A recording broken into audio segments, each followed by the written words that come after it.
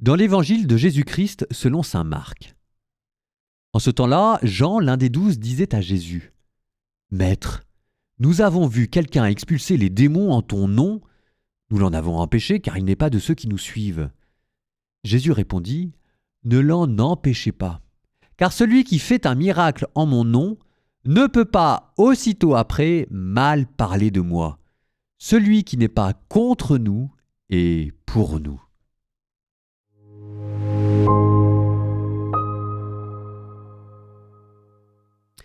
Mon Dieu, que cet évangile est difficile à comprendre.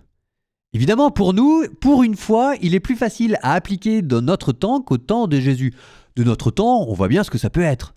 Par exemple, un évangélique qui fait des miracles, et ça nous fatigue parce qu'il n'est pas catholique. Et Jésus nous dit, écoutez les cocos, calmez-vous, ne l'en empêchez pas. Personne ne peut faire un miracle en mon nom pour aussitôt mal parler de moi.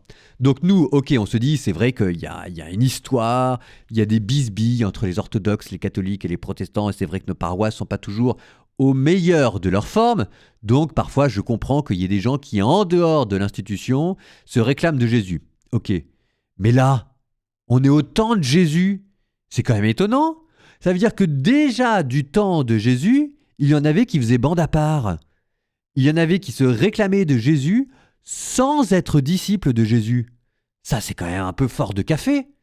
Alors, la question, c'est comment est-ce qu'on en est arrivé là ?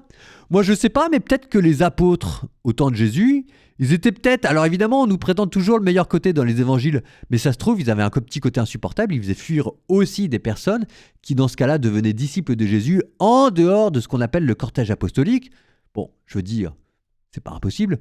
Ou alors, on a aussi des gens qui, de manière volontaire, sont tellement rebelles et asociaux ou étrangers, agacés par n'importe quel type d'institution, que même les 12 disciples, ça les fatiguait déjà en leur temps. Et vous voyez cette espèce de libéralisme de Jésus, déjà à l'œuvre.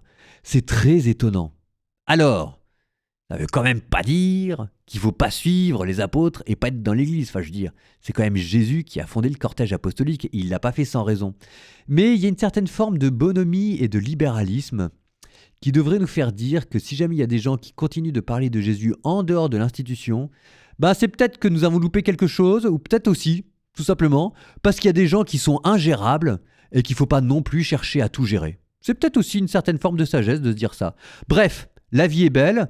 Quant à nous, plus aucune excuse pour prêcher le nom de Jésus, que vous soyez à l'aise avec le discours de l'Église ou qu'il y ait encore des petites anicroches.